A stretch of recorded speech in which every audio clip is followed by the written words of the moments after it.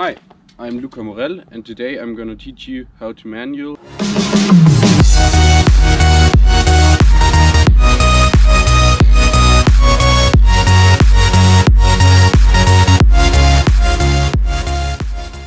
The manual is a trick worth learning. It's basically lifting your front wheel by shifting your weight down and back. Who wouldn't like to surf on his back wheel? It is fun, but it also opens up a whole nother world of tricks like bunny hops and drops.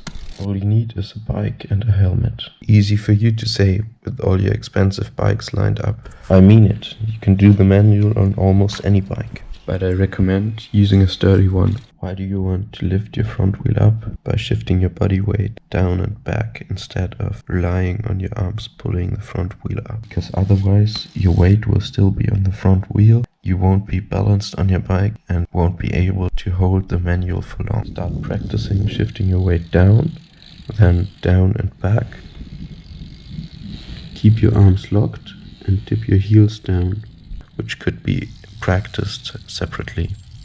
The next step is to get your front wheel off the ground. In other tutorials they recommend to practice on a slight down slope and using the brake to stop you from going too far back. So you need the slope to keep your momentum going. By using the brake to stop you from looping out, you won't learn to balance properly. That's why I recommend learning the manual on flat ground, death gripping your bar, so no finger on your brake lever. That's the way I learned it on my brakeless BMX bike. After getting your front wheel off the ground, shift your weight too far back and jump off your bike so you aren't afraid of looping out. That's a very good practice because shifting your weight back, you aim for the balance point or sweet spot, and that's the point where you start feeling uncomfortable because you're close to tipping over back or forth. After you shifted your weight in the so-called L shape, down and back, it's all in your hips and knees to keep your front wheel off the ground. If your front wheel is too close to the ground, you shift your weight further back. And if it's too high, you shift your weight forwards. Use your knees to counterbalance side-to-side movement. A slow manual is less risky and requires more balance, therefore you should learn it first. Now it's time to practice and play around. Try to get your front wheel as high as possible or as low as possible. It all adds up to your bike control.